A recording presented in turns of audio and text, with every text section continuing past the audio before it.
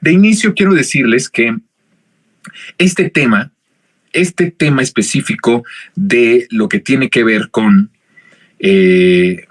pues el ejército es un tema que de nuevo fastidia mucho a mis amigos de la comentocracia de izquierda, que ya les he dicho que no les vamos a dar tregua aquí en Resentidos, porque la nueva guerra mediática, estoy hablando palabras fuertes, la guerra mediática rumbo al siguiente sexenio y los siguientes que vengan de la transformación va a ser esta guerra de informativa entre la comentocracia de izquierda y los periodistas libres y los comunicadores libres. Y eso es algo de lo que vamos a profundizar en los siguientes meses. Vamos a llegar a hablar con nombres y apellidos de esta comentocracia de izquierda. Hay que enfrentarla. Cuando hablo de enfrentamiento, estoy hablando no de guerra, estoy hablando de enfrentar en las ideas, en el debate. Hay que abrir el espacio de los debates. Y en ese sentido, pues tenemos que tener bien identificados quiénes son estas personas, qué es lo que están pensando, qué es lo que están proponiendo, qué están en estos momentos diciendo que son mentiras. Ya hablamos de Julio Hernández, que está mintiendo. Bueno, no hay que permitir que la comentocracia de izquierda mienta. Y en eso hay enfrentamiento. Cuando alguien hace este señalamiento, pues tiene que causar, o tendría que causar, un debate. Mal haría la comentocracia de izquierda si se cierra el debate. ¿Qué fue lo que pasó con la comentocracia tradicional, la chayotera? Pues que nunca quiso debatir. Apenas ahorita nos dan espacios, ¿verdad? Que ha sido además el trabajo de muchos años. Digo, no me quiero poner la medalla, pero hay muchos que venimos empujando el que hoy se siente en una mesa de Foro TV. Por ejemplo, Renata Turrent, que además también es colaboradora, queridísima, mi amiga. Le mando un beso a mi querida Renata Turrent, y que además también es colaboradora de aquí de Sin Censura, y que ahora esté sentada ahí en Foro TV con la antipatiquísima de Denise Dresser, ¿verdad? Y entonces, o que tengamos también a otras personas a jóvenes, sobre todo he visto muchos jóvenes que incluso han participado conmigo y que les he dado yo la posibilidad, la oportunidad de estar en televisión pública, y que ahora tienen espacios también en Televisa, en los foros con jóvenes debatiendo. Bueno, eso no se logró porque Televisa de repente amaneciera y dijera, ay, miren, quiero que haya voz distinta a mis intereses. No, es un trabajo que hicimos muchos colegas, amigos y amigas que conozco y que hemos estado impulsando esta transformación desde nuestra trinchera, ¿no? No estoy hablando del nivel de López Obrador, evidentemente que no, pero sí respondiendo a ese llamado de López Obrador de abrir el debate, de hacer una revolución de conciencias, y nosotros creemos, las personas, los profesionales de la comunicación, del periodismo, creemos que es fundamental para la transformación del país la comunicación, el derecho a la información. Y entonces, hoy tenemos esas cuotas de pluralidad en ciertos programas, en estos medios corporativos, gracias a una lucha que ha venido de muy atrás, que esto no es algo que empezó en 2018, no hay que equivocarnos, esto viene de una lucha desde el desafuero, desde la lucha en contra del fraude electoral. Ahí estábamos de muy jóvenes, muchos impulsando. Ya no nos tocó a nosotros estar en esos espacios. No nos tocó a esta generación, a muchos de nuestra generación, que luchamos porque hubiera más pluralidad en estos medios corporativos y que esa comentocracia tradicional no se cerrara al debate. No nos tocó a nosotros. Y de hecho creo que estuvo muy bien que no nos tocara a nosotros, porque creo que se está abriendo varios frentes de información libre, y hay muy dignos representantes con frescura, con mucha valentía, con mucho arraigo, con mucho vigor. Yo hablo mucho si se dan cuenta, hablo mucho de la capacidad neuronal, y ahora utilizo también el término del vigor neuronal. Y eso lo tiene mucha gente que está ahorita en esos espacios. Está bien que estén ahí. No importa que no nos haya tocado a nosotros. A nosotros nos está tocando estar desde otras trincheras. Pero esto es maravilloso. Por tanto tiempo, la comentocracia tradicional chayotera, pues se negó, y apenas hace 4 o 5 años que empezó la transformación con López Obrador, abrieron sus espacios para que hubiera ahí gente que pensaba y que pudiera tener argumentos distintos a sus intereses económicos, y eso hay que aplaudirlo. No es lo deseable, pero es lo que hay, y de eso a nada es mejor eso, ¿no? Entonces, la comentocracia de izquierda mal haría si también se cierra en sí misma como la derecha. Pero es que son tan parecidos. Me duele mucho decir esto, hasta ofensivo es, oigan, a veces hasta siento, a veces veo las repeticiones y digo, creo que sí me pasé, porque suena ofensivo. Pero miren, nos dedicamos a esto. Es duro, pero me dedico al revisionismo mediático. Yo no puedo tener tantos amigos, ya lo he dicho, porque si yo me dedico al revisionismo mediático, ahí salen todos. Ahí salen todos, entonces tengo que hablar de todos, tengo que analizarlos a todos. Claro, también me analizo a mí mismo, con mis críticas, mis autocríticas, ¿no? Sí me hago, soy muy severo conmigo mismo, creo que de todos soy el más severo conmigo mismo. Pero me vengo dedicando a revisar el comportamiento de los medios en América Latina desde hace ya más de 6, 7 años, que no puedo tener tantos amigos. Entonces, a veces digo cosas que pueden sonar ofensivas, pero no son ofensivas. Es un diagnóstico periodístico. Y la verdad es que leyendo en un estudio de narrativas, de los tonos, de las palabras, de los mensajes, de la comentocracia tradicional con la de izquierda, son muy parecidos. Entonces, se parecen mucho y mal harían pareciéndose más a esa comentocracia, que por sí ya se parecen mucho, al cerrarse, al ignorar que se tiene que abrir un debate y que no pueden ellos pretender ser intocables porque políticamente es incorrecto hablar de vacas sagradas del periodismo de izquierda de hace muchos años, ¿no? Yo no respeto edades. Se los digo porque he hablado de Carlos Monsiváis, que bueno, ya en paz descanse, pero que hago una crítica. No respeto edades, pues he hablado también de Elena Poniatowska, siempre respetuoso, pero diciendo no me parece el papel que ha jugado en los últimos años, porque no respeto en esencia la parte de la edad, respeto la parte neuronal. Y si hay algo que en lo neuronal no me parece, lo digo. Entonces, bueno, mal harían que se cerraran y que no debatiéramos. Pero a ver, está el hecho de las Fuerzas Armadas.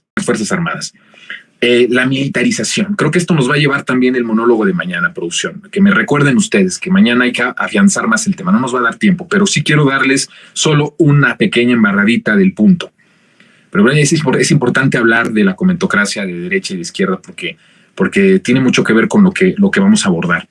Se habla mucho que el presidente ha militarizado, y desde las organizaciones sociales, desde los movimientos sociales, se ha hablado mucho de que no están de acuerdo de que el presidente de izquierda o un presidente de izquierda haya entregado tanto poder a el ejército.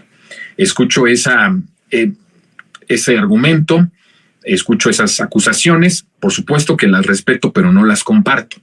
He hablado con amigos, con colegas muy queridos, en los que también me han dicho que tienen ciertas dudas con respecto al papel que ha tomado en este sexenio las Fuerzas Armadas, y también las respeto, pero no las comparto. La historia nos va a dar la razón. A lo mejor ellos se equivocan, a lo mejor yo me equivoco, a lo mejor yo tengo la razón y ellos no, o al revés. Esto, nadie tiene la verdad absoluta. Estamos aprendiendo además que lo que decimos son, aunque sean análisis rigurosos y con toda la intención de libertad y de que podamos hacer un ejercicio más libre de nuestras opiniones y de nuestras referencias, no estamos absueltos, ¿verdad?, de equivocarnos. Entonces no hay perfección, somos seres humanos. Se equivoca el ser humano en la política y se equivoca en el periodismo y se equivoca como padres, como madres, como hijos, como hermanos, como esposas, como esposos. Nos equivocamos, somos seres humanos. No estamos, eso es otra de las cosas que hay que derrumbar, que no somos así como inmaculados, ¿verdad? Que antes se pensaba, si lo decía Jacobo Zabludovsky es que es verdad, si lo decía Raúl Velasco, pues es que es verdad. Ya eso se acaba. Ahora los de la comentocracia de izquierda quieren regresar a esos tiempos, en donde si lo dice Julio Hernández es verdad, si lo dice tal periodista, por muy importante que sea y muy alabado por ustedes y que ustedes los han endiosado, es porque es verdad. No, ni madres. Ni madres. No hay verdades absolutas. Estamos todos con la cuestión de que nos podemos equivocar. La única diferencia es que hay muchos que tienen sus opiniones ligadas a ciertos intereses que no son el interés del amor al pueblo.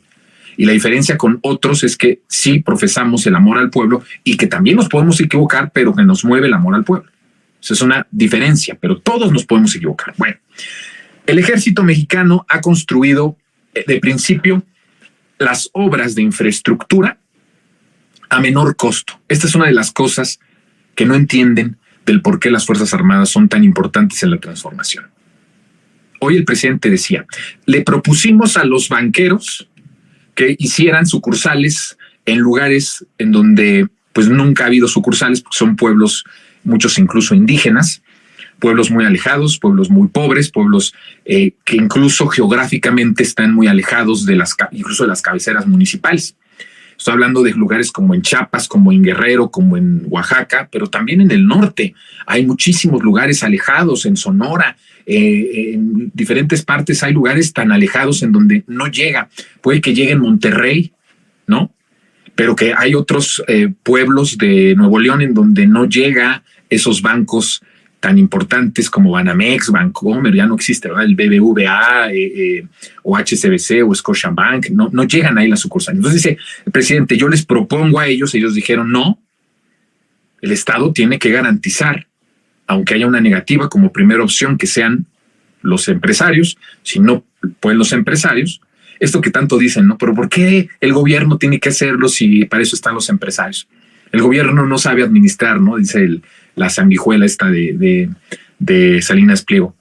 Pues es que ustedes no quisieron hacer las sucursales, ustedes no quisieron hacer esas sucursales del Banco del Bienestar, perdón, de sus bancos en esos lugares alejados de municipios pobres.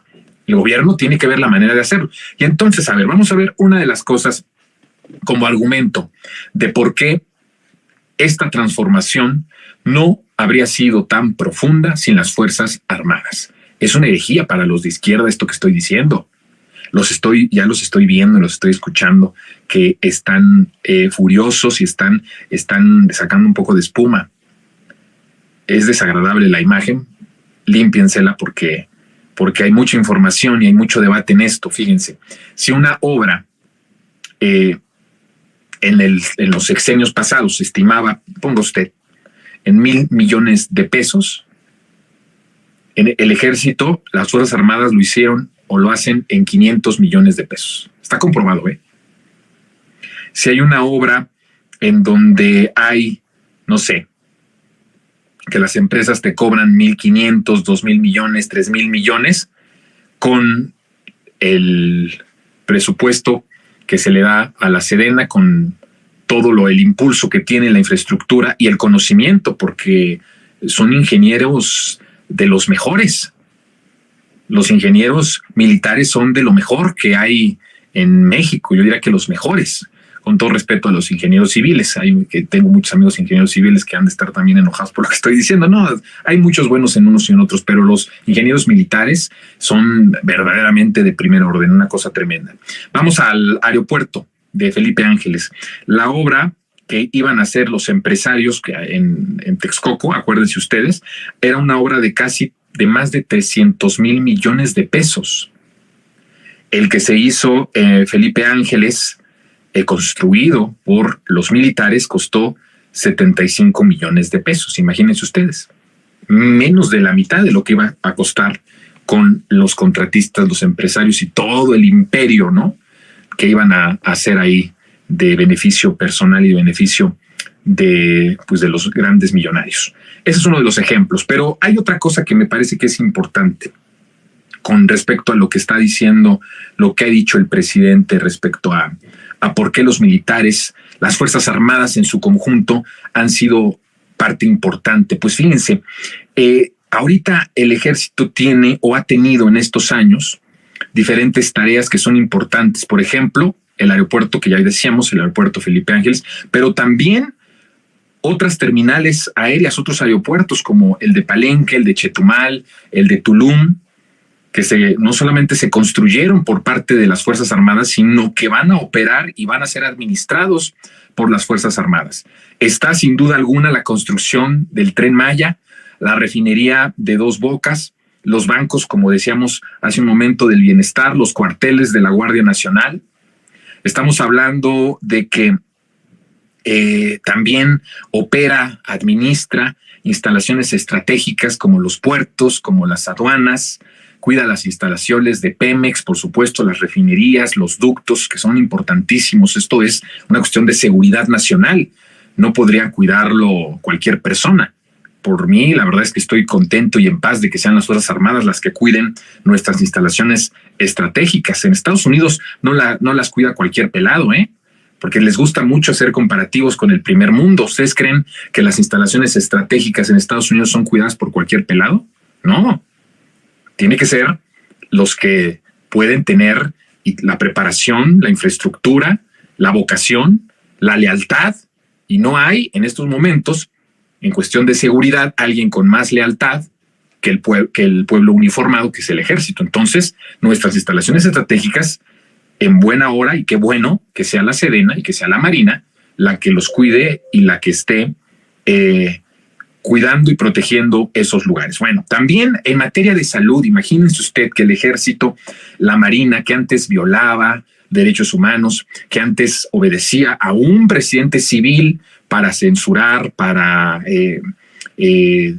hacer matanzas, para masacrar, para reprimir al pueblo, ahora tienen también una participación destacadísima en la cuestión de la salud. De la pandemia fueron los que transportaron las vacunas a todo el país, ¿no?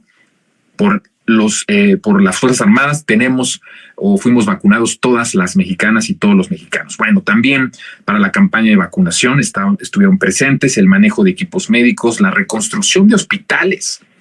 Estos hospitales cascarón que decía Calderón que él inauguró uno por día en su sexenio, pues ahora con las Fuerzas Armadas en tiempos de la Cuarta Transformación, en vez de ir a violar derechos humanos, en vez de reprimir, están construyendo y reconstruyendo, ¿verdad? Y terminando también todos estos hospitales que se dejaron pendientes. También tienen las labores de Sembrando Vida en el campo, en la reconstrucción y operación de bancos del bienestar también, como ya lo habíamos dicho. Bueno, estamos hablando que en estos momentos las Fuerzas Armadas están involucradas en tareas de 20 dependencias del gobierno, es decir, coadyuvan o literalmente están involucradas de manera directa y son protagonistas de acciones que le corresponden a 20 dependencias. Están en el área de seguridad, están también en el área de salud, incluso en el área de investigación, de educación, de comunicaciones, de energía, de hidrocarburos, entre otros. ¿Cuál es el resultado de que las Fuerzas Armadas estén en todos estos espacios que acabo de enumerar? Que se pudo ahorrar mucho presupuesto de inicio en la asignación de las obras. Estamos hablando de 300,000 millones, que fue lo que costó, o lo que iba a costar más bien, el aeropuerto de Texcoco.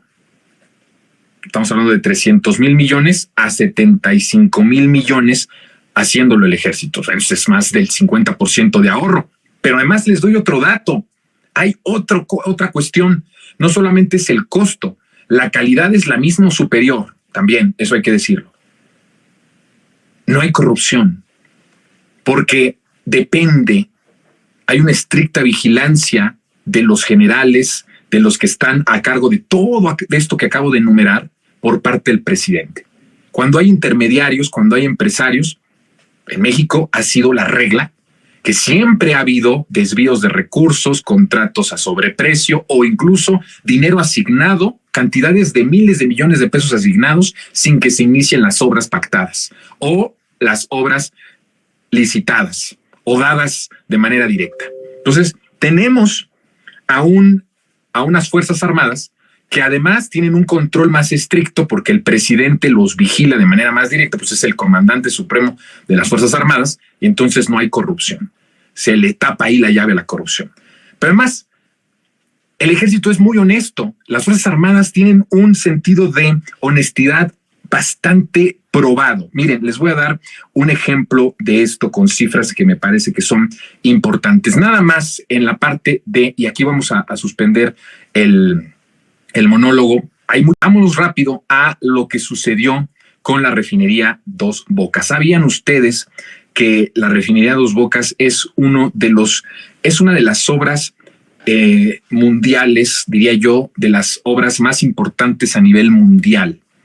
que se han hecho en el mundo en décadas, ¿eh? O sea, no es poca cosa lo que estoy diciendo. Estamos hablando de que es un producto de un trabajo de miles de personas, de miles de trabajadores, con una supervisión, por supuesto, militar, pero que estuvieron inmiscuidas diferentes empresas.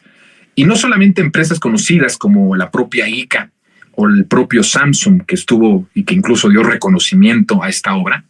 No solamente ellos, sino que estamos hablando de algo maravilloso. 200, escuche usted, 200 empresas medianas y pequeñas de mexicanas y de mexicanos emprendedores en la zona sur-sureste del país que fueron contratadas para un servicio. Es una obra heroica del pueblo de México, de las Fuerzas Armadas en la supervisión, pero de empresas profesionales de calidad mundial también, que invirtieron, que prestaron el servicio, que hicieron cierta encomienda, cierta cuestión de tecnología, de todo lo que conlleva una refinería. Pero aparte de todo esto, se le dio contratos, trabajo a 200 empresas medianas y pequeñas de mexicanas y de mexicanos profesionistas o no, que tienen negocios y que tenían que ser proveedores de algo y que ayudaron a la construcción de la refinería de Dos Bocas. Y que, por supuesto, cuando digo ayudaron, pues claro, colaboraron, pero pagándoles, ¿no? El gobierno pagándoles por contrato. Antes se contrataba a las grandes empresas y se dejaba fuera a ellos que también hipócritas, que tanto hablan de las pymes y tanto hablaban de la ayuda, pues nunca en sus obras se beneficiaron a las pequeñas empresas. Dos Bocas es una construcción de una obra del pueblo, es una obra heroica del pueblo de México, en donde participaron las más grandes empresas y 200 empresas pequeñas que se integraron a diferentes áreas de la refinería, como almacenamiento, integración, edificación y urbanización. O sea, estuvieron involucradas en la edificación de Dos Bocas. Es algo maravilloso. Pero además hay otra cosa. ¿Sabe usted? Además que la refinería de Dos Bocas ha estado expuesta en todo el trayecto de su construcción en estos últimos 5 años a 50 auditorías. Ha sido de las obras más auditadas en la historia de México. Y en las 50 auditorías ha salido airosa, ha salido bien.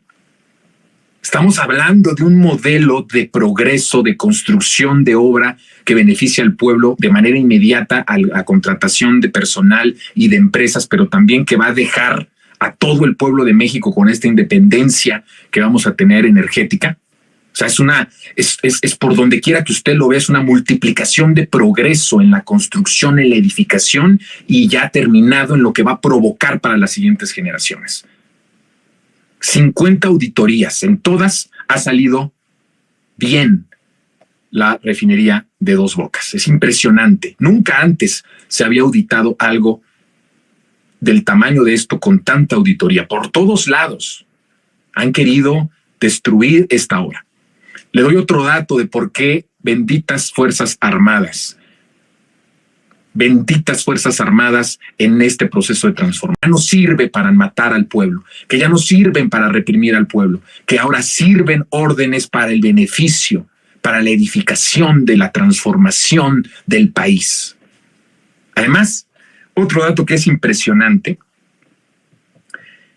es que el tamaño de la refinería Olmeca, que es una cosa impresionante, es una obra heroica y monumental, además, por eso hablo de que es de las obras más importantes del mundo. En cualquier parte del mundo, incluido el primer mundo, escuchen esto, en cualquier parte del mundo, incluidos los que se dicen de primer mundo, hubiera tardado más de 10 años solo el procedimiento de las pruebas. 10 años. Y la refinería ya está funcionando. Va a tener su plenitud en cuestión de barriles y todo eso en el próximo año. Pero solo pruebas en otra parte del mundo 10 años. Esto habla de la eficacia de un gobierno que tuvo que ver la manera de sacar adelante un país con un empresariado corrupto, con un empresariado que estaba acostumbrado al moche, a robar, a mamar del presupuesto público y de no beneficiar al pueblo. Y la única forma que encontró, porque no había salida, es las Fuerzas Armadas. Vamos a darles un sentir distinto, una filosofía distinta, una misión de existencia distinta. México no es un país de guerra, México no es un país de violencia. Entonces, ¿para qué sirven las Fuerzas Armadas? ¿Para qué tenemos las Fuerzas Armadas? Bueno, no era un país de guerra externa, no era un país bélico de atacar a otras naciones o participar en invasiones, pero sí se ocupó al ejército por órdenes civiles para hacer una guerra interna, para una guerra literalmente de exterminio en donde muchos de los militares y muchos militares por órdenes civiles participaron en el pasado. Entonces, si no es un país en guerra, si ya no puede permitir que las Fuerzas Armadas sean un brazo de represión social, y si tenemos un empresariado que está acostumbrado a mamar del presupuesto público y nunca hacer obras con costos pues dignos, costos menos inflados de como lo habían estado haciendo en todos los sexenios anteriores, ocupemos a las Fuerzas Armadas. Y entonces matas dos pájaros o más de un solo tiro. Les das un sentido humano, un sentido social, una vocación del pueblo, porque más bien dice el presidente, es un ejército que viene, a diferencia de otros ejércitos del mundo, incluso latinoamericanos, en el nuestro tiene una historia conectada a la Revolución Mexicana, a todos esos valores posrevolucionarios. Por eso el presidente dice que es un pueblo uniformado. Hay diferencias entre este ejército mexicano y otros de otras partes, no vayámonos lejos, de América Latina. ¿Se dan cuenta toda la manera en la que el presidente, de manera magistral, arma la construcción del país? Tienes una clase putrefacta, empresarial, que hay que educarla para que sirva, para que tenga vocación social, para que tenga sentido social, para que aumente salarios, que eso ha venido desde 2018 también, por convencimiento del presidente. Dice, los mayoriteamos. Solamente ha habido una vez en los que no han estado de acuerdo y los mayoriteamos. El sector obrero y el sector del gobierno le ganaron al sector empresarial y pues se la pellizcaron, ¿verdad? Tuvieron que aumentar el salario. Bueno, el presidente está reeducando. Escuchen esto. El presidente está reeducando a todos los sectores productivos, políticos, económicos, sociales del país. Y los está reeducando para darles un sentido social. Que el empresario sirva al pueblo. Que las Fuerzas Armadas, que antes eran brazos de represión, sirvan al pueblo. Que la clase política sepa que es servir al pueblo o no sirves. ¿Ven ustedes el nivel de transformación profunda a la que estamos llegando? Por eso digo, aunque se enoje la comentocracia de izquierda, benditas Fuerzas Armadas. Sin ellos no tendríamos lo que tenemos ahora. No tendríamos este ejemplo mundial de la refinería Olmeca. No podríamos presumir de lo que tenemos. Si tenemos estas obras de infraestructura detonantes de progreso, ha sido gracias a las Fuerzas Armadas. Hoy nuestras Fuerzas Armadas son cuerpos de paz, son cuerpos de progreso, son cuerpos de bienestar. No dudaría que en un futuro tendríamos que desaparecer como tal el nombre de Fuerzas Armadas y darles un nuevo nombre con una misión ya completamente de origen. Este fue el plan de López Obrador. López Obrador llegó a decir en algún momento, escribir en un libro, que no veía con cierta lógica la existencia de las Fuerzas Armadas como las entendíamos y como las habíamos visto en los últimos años. No es una idea que diga Jonathan está hablando pura tontería, no, el presidente lo ha propuesto en su proyecto de nación, habla de que las Fuerzas Armadas tendrán que tener un sentido distinto. Bueno, en el nombre siguen siendo Fuerzas Armadas, en el espíritu son cuerpos de paz, cuerpos de progreso, cuerpos de rescate literalmente, de auxilio, de ayuda al pueblo.